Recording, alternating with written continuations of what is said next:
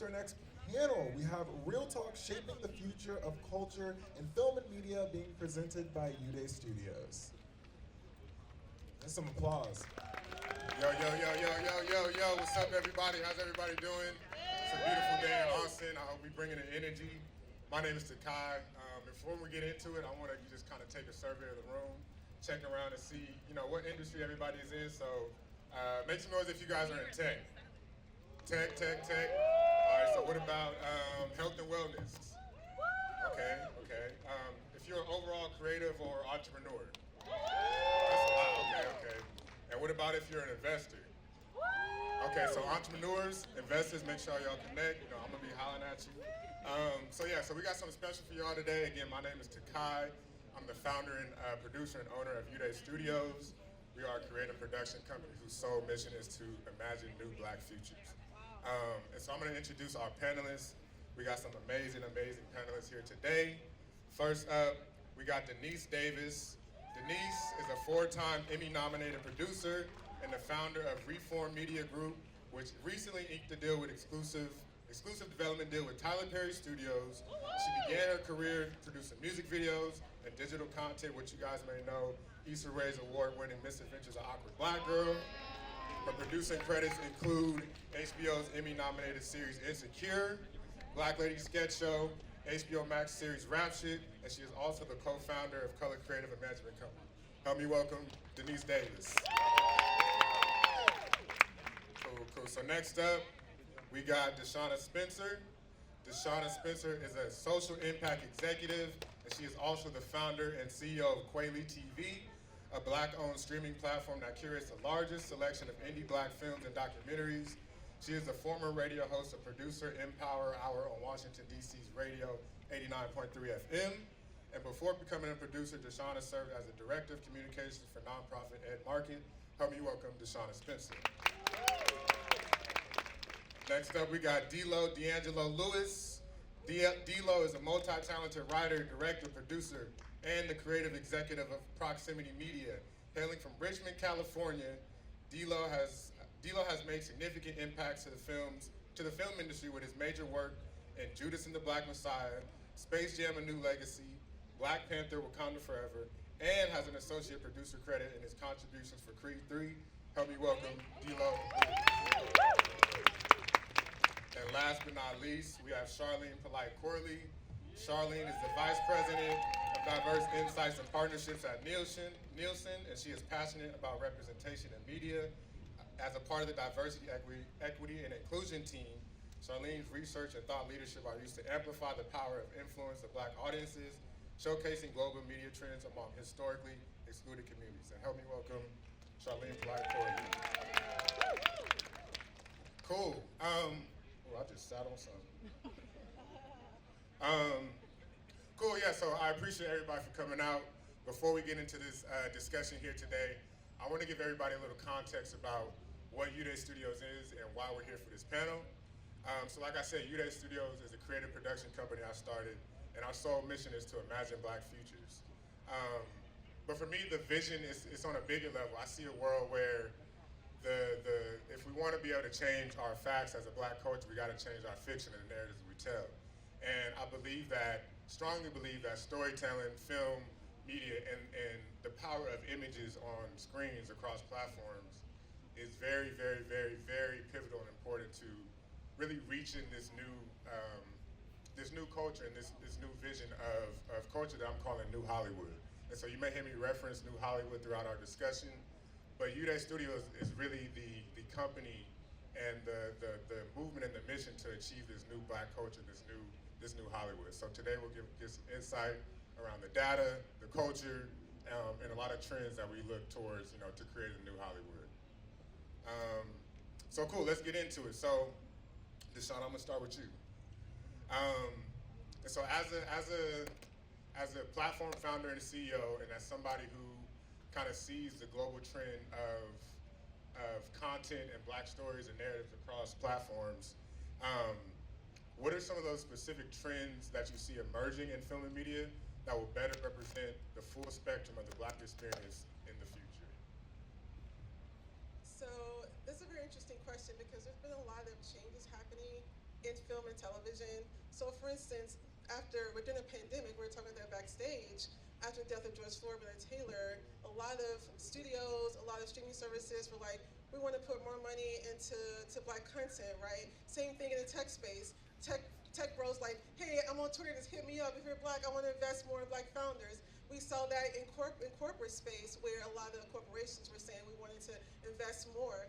However, it's 2024 and what are we seeing? The trend is going down now, where initially there were all these shows that were being greenlit. Urban, one of my friends, he's based in LA, he was booked and busy in 2021 during the pandemic, and now he can't get work because of the trend. And so Amazon also, I think back in 2020, they were gonna invest millions of dollars on the continent of Africa to produce content, and now I think it just came out like 2 weeks ago saying that they're not going to invest any more money. And so what I always tell people is like, well, there's a trend of people who don't look like us at these bigger platforms dictating what shows getting canceled. We still have an opportunity to support people who are making it happen. So I do want to ask a question. How many of you are subscribed to like a major streaming service right now? Like, raise your hand, hold it high. How many are subscribed to more than one major streaming service? How many of you are subscribed to a black streaming service? Hold on. All right, 1, 2, see, I hear like a cough in the background. So that's answering my question, right? Because of the trend of traditional platforms not supporting us like they said they would in 2020, the best trend that we can do is allow companies like mine, you don't have to subscribe to Clay TV, but there are other black-owned streaming services that may be what you're looking for and support them, and that's the best way that we can make sure that our content is being seen. Because what's happening now, what I'm seeing from my company, is that creators who had these deals at these other platforms are now coming to me saying, okay, they're not coming for me anymore. You're coming for me. You've been coming for me. So now I want to support you. I want to be a part of you. But in order for platforms like mine to survive, we need you all who have all your hands raised up, who probably don't like half the stuff that's on it anyway, to support, black-owned media as well. Thank you. I like that. I want to jump into looking at some of the numbers and the data. Charlie, I want to see if you can speak to one, how culturally we communicate as a people through media, and what that means for stakeholders to be able to see the value as an investment rather than a liability. Thanks for the question. I do, and double tip on everything you just said, because whereas I think they were seeing the trend or the opportunity in 2020, content is key to our culture. We set trends, but we're not a trend. This is something long-term that we take very seriously, and it's a part of our tradition to trade in, have you heard this song? Do you know these lyrics? Can you quote every, joke from Martin, or those kinds of things help us trade in culture, right? And because of that, it drives a really significant level of engagement from Black America across all of media. Our measurement at Nielsen shows over 81 hours a week spent with media across Black audiences. And so I think a lot of the research coming from my team now is what we're saying is there is so much diversity within our community. It takes a lot of different types of content to meet that demand.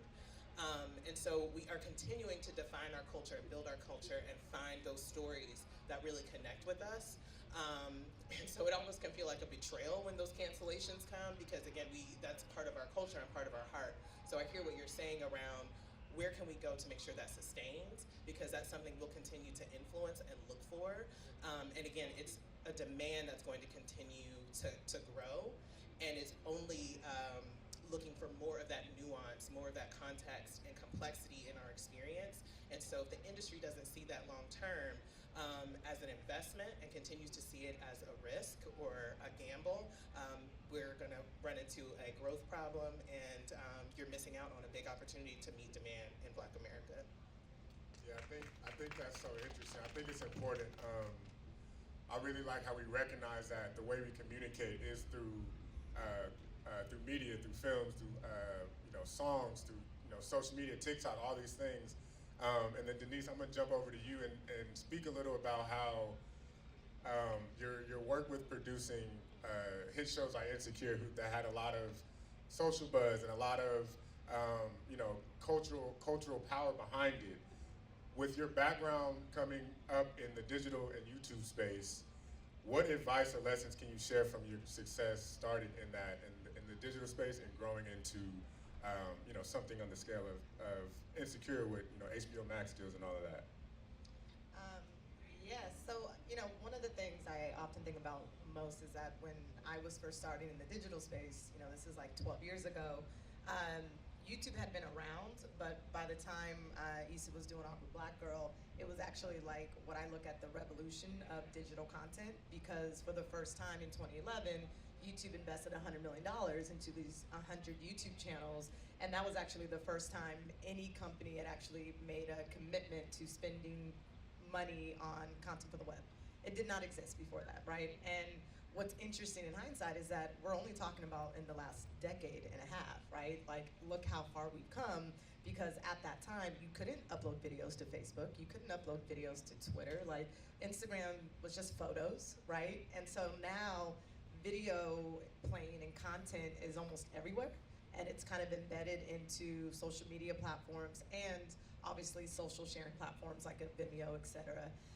And so I lay that groundwork to say, in today's world, if you are a content creator, I think it's more imperative that you look across the entire landscape of content distribution for the web, because to me, it's no longer just YouTube, right? Like, you can't just rely on, I'm gonna make this web series, I'm gonna make this short, I'm gonna put it on YouTube and people are gonna watch it.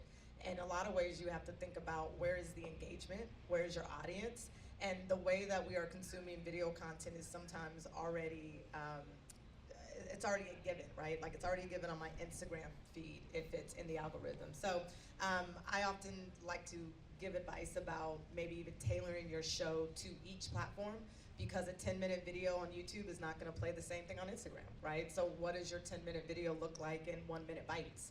And trying to figure out, how do you best tell the story tailored to the platform. And the other thing to know is that it's really hard to capture one audience in one place. And so the other thing I would advise is that you may have to spread that content and distribute it across the landscape, because you don't know where it's gonna hit.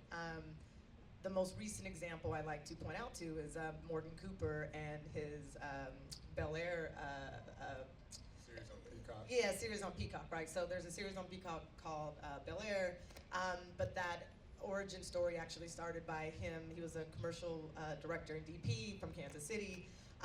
Thought one day how interesting it would be if The Fresh Prince of Bel Air was a drama. He wrote and directed and got his friends together and shot like this 2-minute trailer as if the show existed.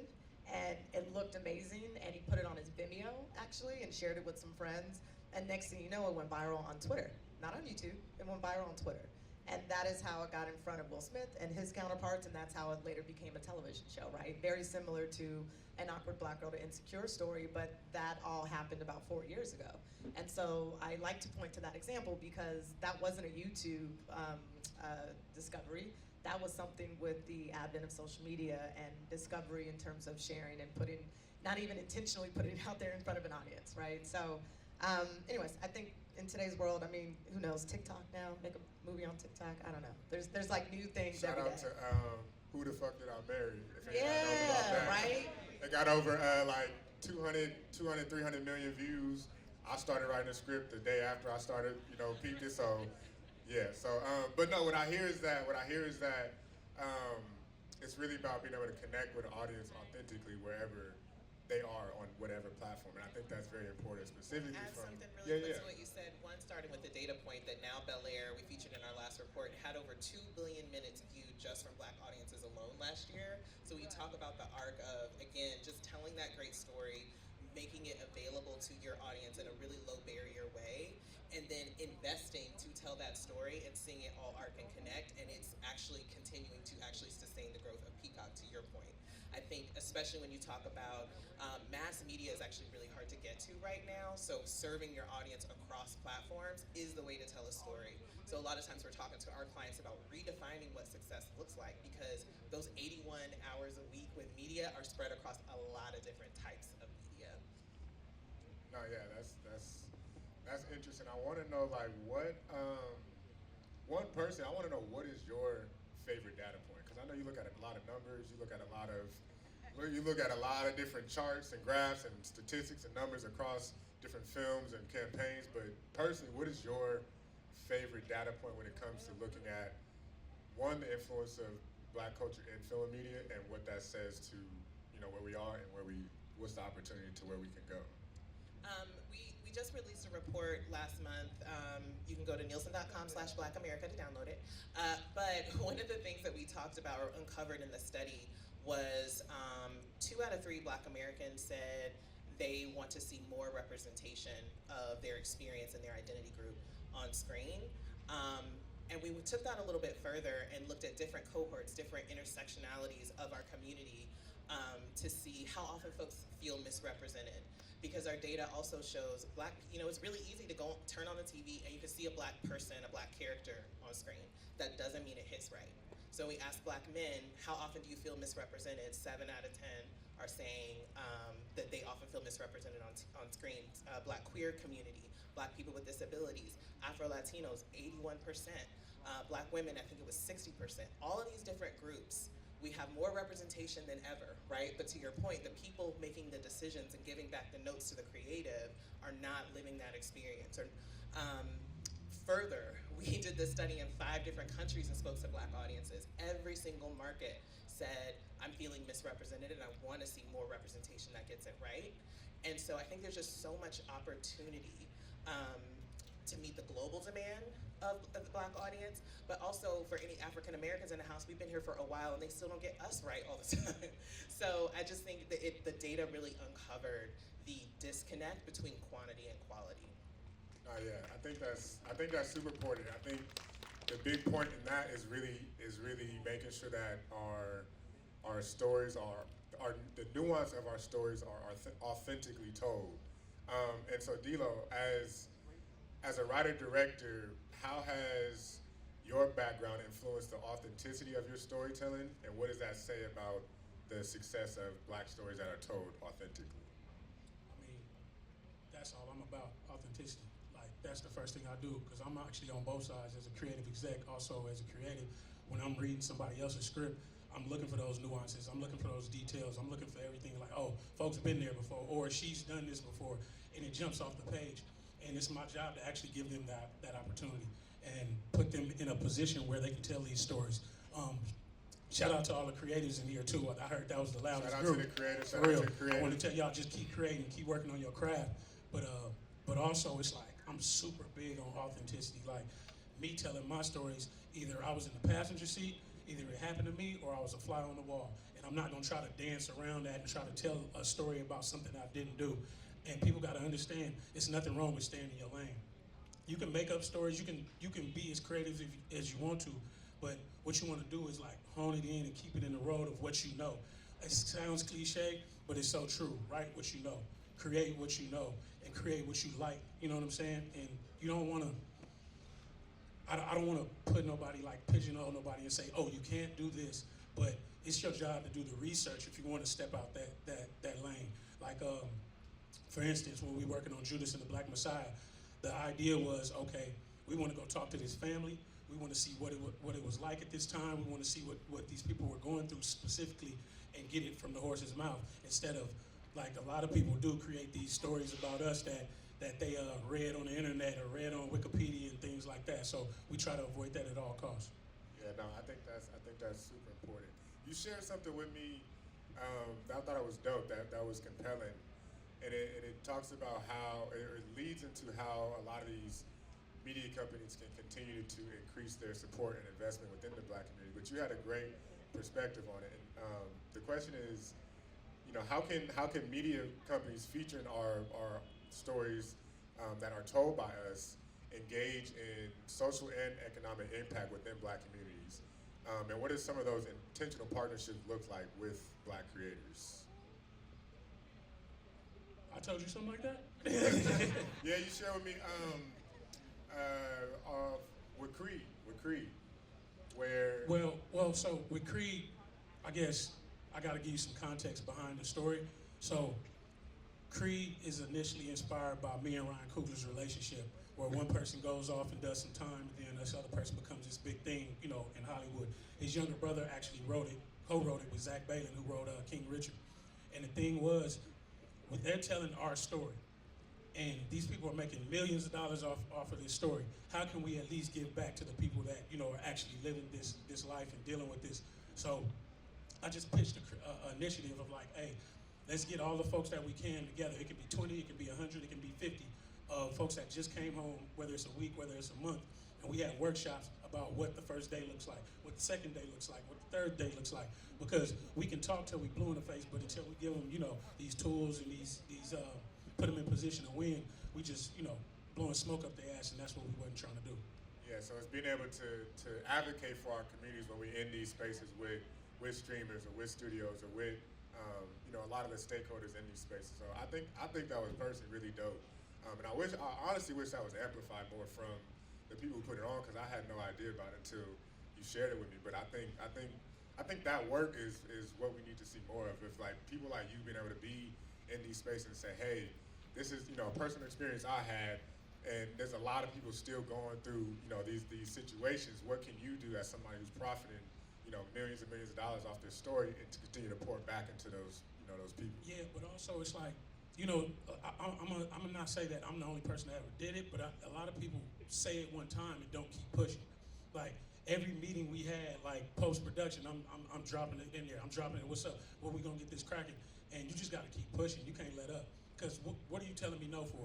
You telling me you don't have the money, you don't have the resources? That's a lot. You know what I'm saying? So you just got to be on their top. Yeah, they're not going to be the ones to advocate for us. So it's like when we in those spaces, continue to push. I like. Can I add another data point? I'm sorry. Good. So another one of my favorites from this last piece of research is 2 out of 3 Black Americans said they will cut ties with a brand they feel devalues the Black community. And it was the lowest sentiment in America.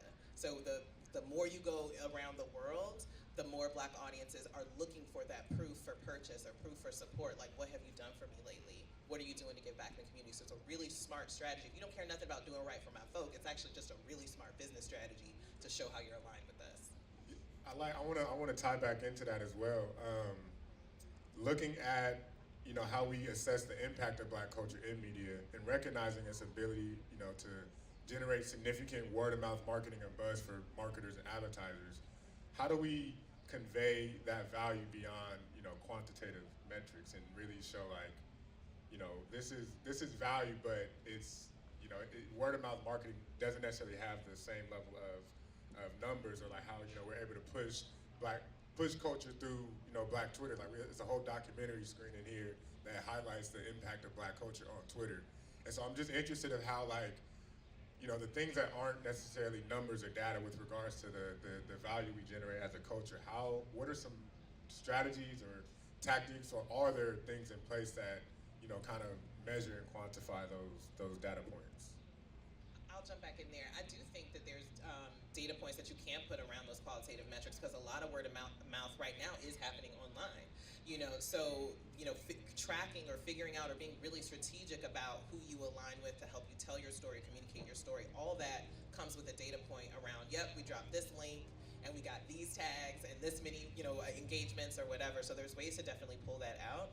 But going back to, hey, we were in the barbershop and we talked to so-and-so and then this happened. So there's definitely ways to, I think, find data points that that can make an impact when you are going to pitch. Sometimes it's just a really great qualitative story, and that definitely matters. But since so much of word of mouth is digital now, there's a huge opportunity to bring that. But that's also why we do the report that we do and put it out there, so you have data in your pocket that talks about how we as a culture move in media. Yeah, and I'm interested in how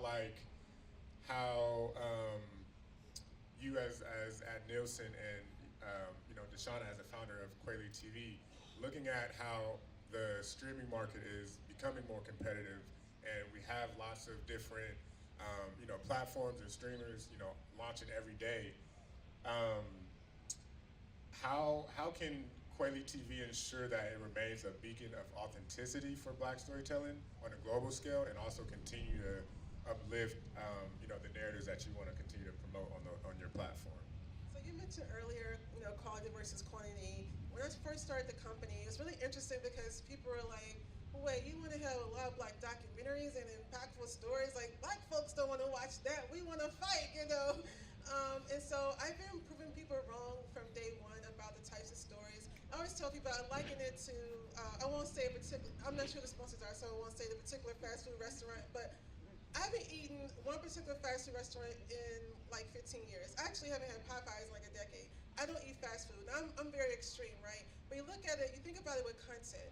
There's fast food content, and there's sweet greens or like Panera, you know, like there are different types. I'm not telling you to never have fast food, but what happens if you eat fast food every single day?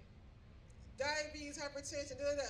What happens if you intake fast food type of content every single day? And so our goal is to counteract that fast food content that you're consuming that's like in your face all the time, and really replacing with content that will, in my opinion, feed your soul, right? When you watch it, you walk away feeling better about yourselves and celebrate it and all of that. And so one thing I will say about that particular question is streaming wars is so real. I feel punched in the face like all the time. Like I go to battle and other streamers that have all this equipment. I feel like, you know, David versus Goliath, and I'm like, I feel like I'm little David, like trying to make my way because we're not funded like other platforms. But what I will say is that my whole goal is to stay authentic to who we really are, because I think that is where success is. A couple years ago, I ran into this video because people, every time a new streaming service popped up, my friends would text me, email me, girl, you got this new streaming service? Now you get anxiety, like, oh my God, we're gonna be out of business in 6 months, we gonna die, Lord. You know, I'm like freaked out. And I just say, you know what, like, calm down. And I feel like some things happen for a reason. You like scroll, and I was scrolling in my feelings, and I saw this video. It was Oprah talking about in the 90s, back in the day, like, it was her and a few others, and then all of a sudden, everybody and grandma had had like a talk show. And she said that at the time the producers kept coming to her, it's like, we should check out this new talk show.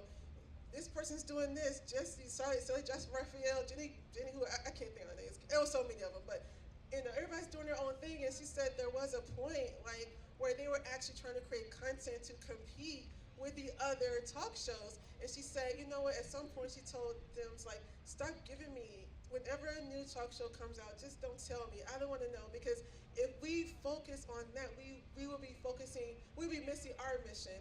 So basically her suggestions was to like stop looking back. So for me, I'm not looking back. I'm focusing on looking for our mission. I think what we're doing is important. And if people see what we do as important, and then we will always have customers. Yes, that part. Yeah. I've known Deshauna for a minute now, and I've seen Quelly grow from when she first launched it as a startup. And I think, you know, I just wanted to touch on something that she said that I think is really important for this audience to understand, which is like the conversation around distribution, right? And distribution of our content, distribution of our stories. And I know we talked about online, but if you actually want to talk about the traditional platforms, right? And where we are right now in Hollywood, which is, how many people have heard about this, the great Netflix correction? Raise your hand. No? A couple people, all right. So, great Netflix correction about a year ago, or is it 2 years ago now? 2 years ago, I don't know where I am in life. 2 years ago, Netflix's stock turned for the first time. They have been a very profitable company since they launched, and 2 years ago, they hit a peak, and their stock tanked. And why that's important is because they were one of the fastest growing distribution platforms, right? And just adding subscribers every year, both domestically and internationally. And then they hit a peak with their subscriptions. And what that told the entire industry and what that told Wall Street was there is a ceiling to how you can make money on a streaming service. It is not endless.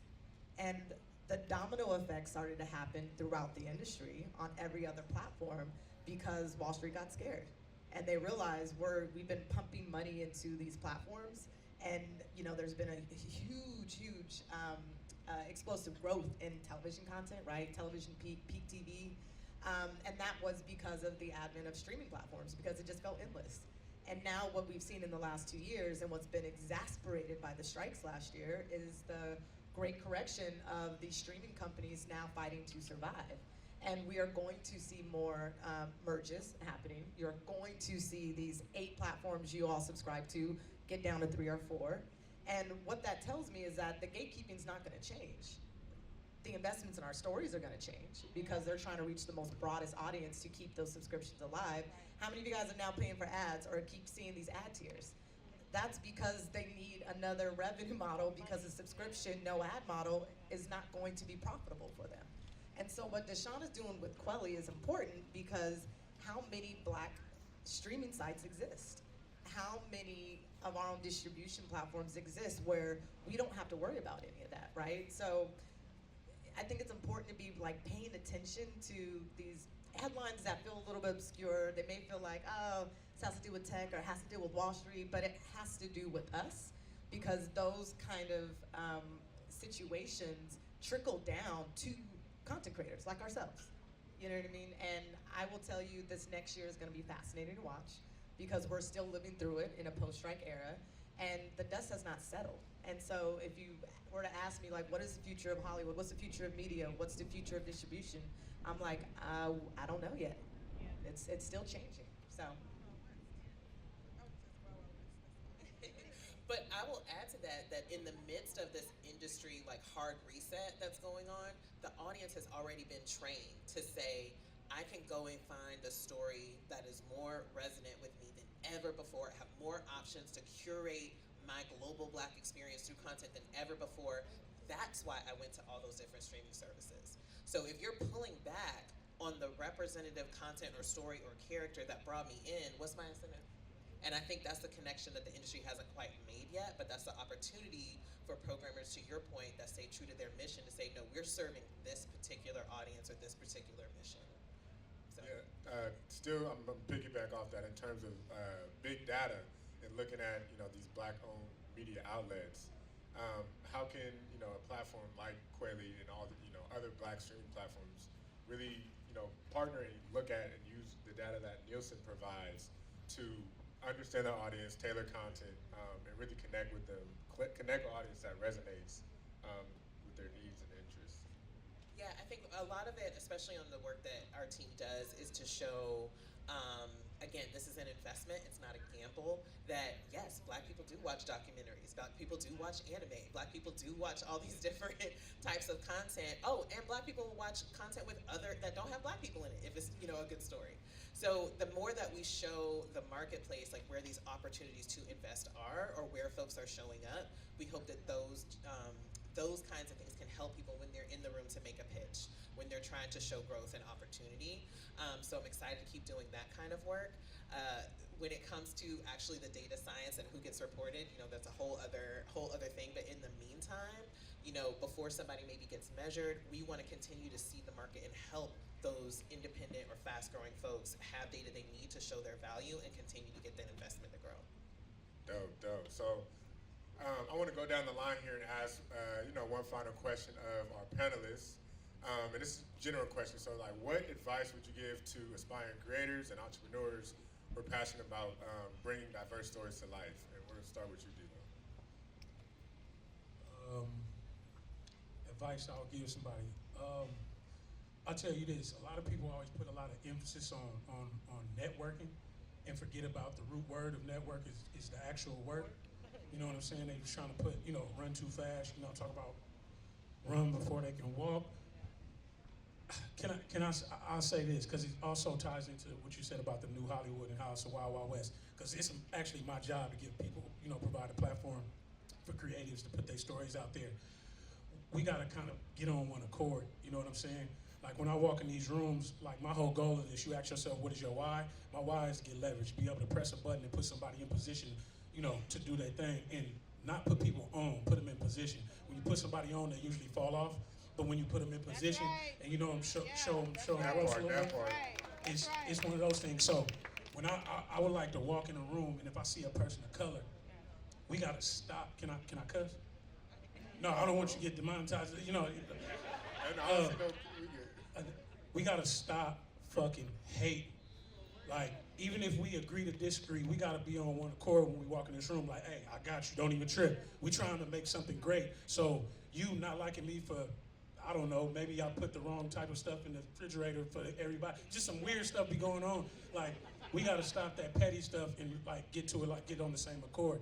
And I would, like I said, go back to the work. The work is where it's at. Like, don't hold your stuff, put it on the shelf. Work on the craft. I'm talking about every day. Work on it, because when you put in the work, people gonna notice. Like I can be a living testimony to that. If you put in the work, people gonna notice. And don't harbor it. Don't hold it. Put it out there.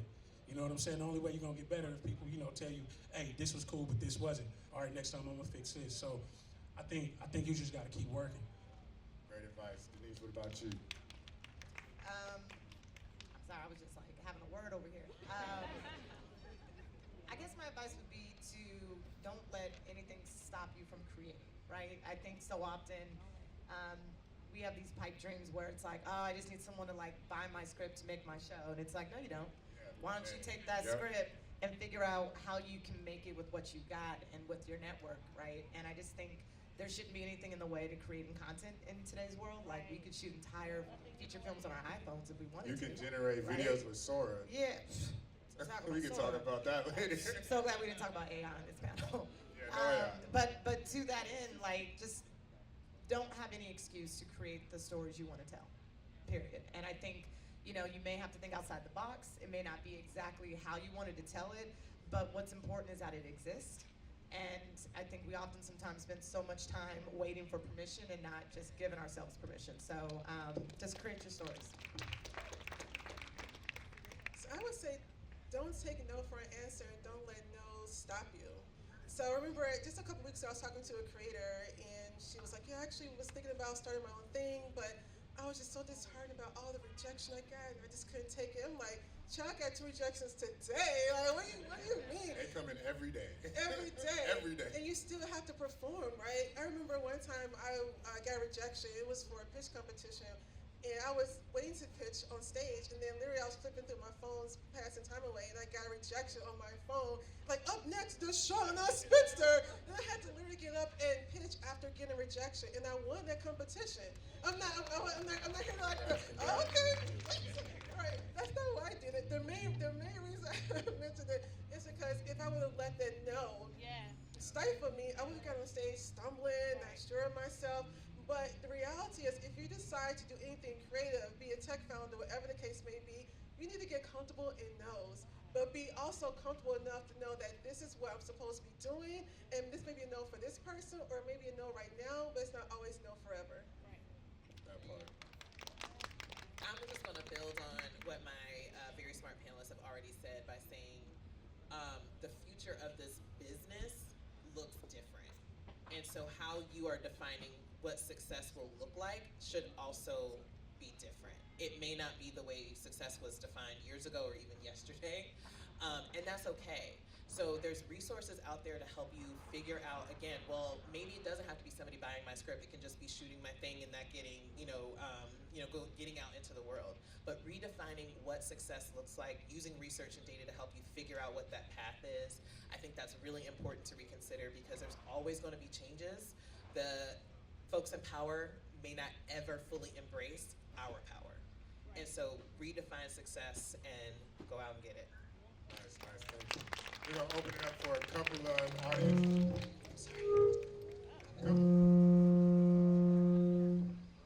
Couple of audience questions. If anybody have any questions, go ahead and raise your hand for our panelists here. Questions. Cool. Well, if not, I want to first give a thank you to Lauren and Lahoma and the whole Black Future House team for hosting this amazing event. Thank you. I want to thank each of my panelists. Thank you guys so much. Go ahead and get an audience how they can connect with you. Look into the work, read the report. Anything you want the audience to know about how to further connect. You can find me on LinkedIn at Charlene Polite Corley, and you can, like I said, see more of our work from our Nielsen DEI team at nielsen.com/Black America to download our latest set of research. And if you guys are in media, I read the report. It's a really good report. So yeah, if you like reading and love knowing numbers and data, you should check it out. So how many have your phones? Everyone, right? So take out your phones. Right, Take out your phones. I see people. Okay, so type KWELITV,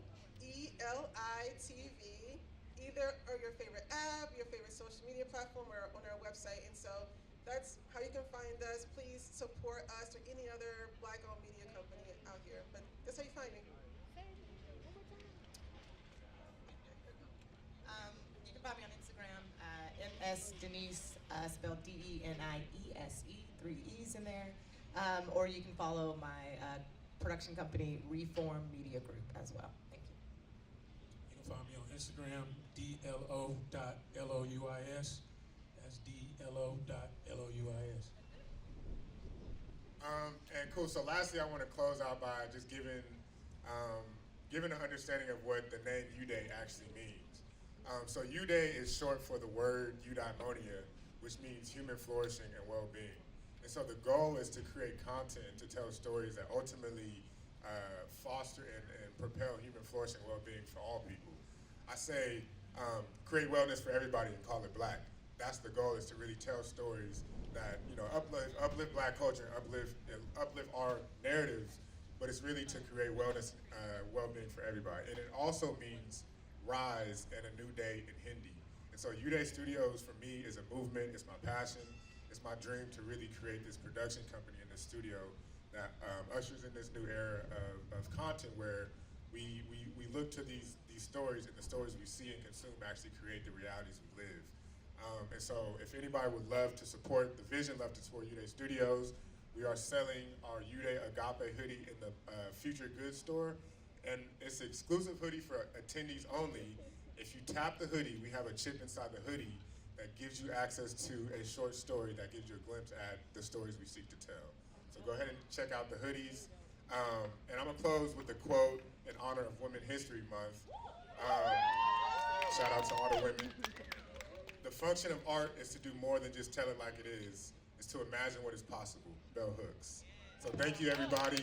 I appreciate all you guys coming. Thank you guys again. This has been amazing, and look forward to connecting with you.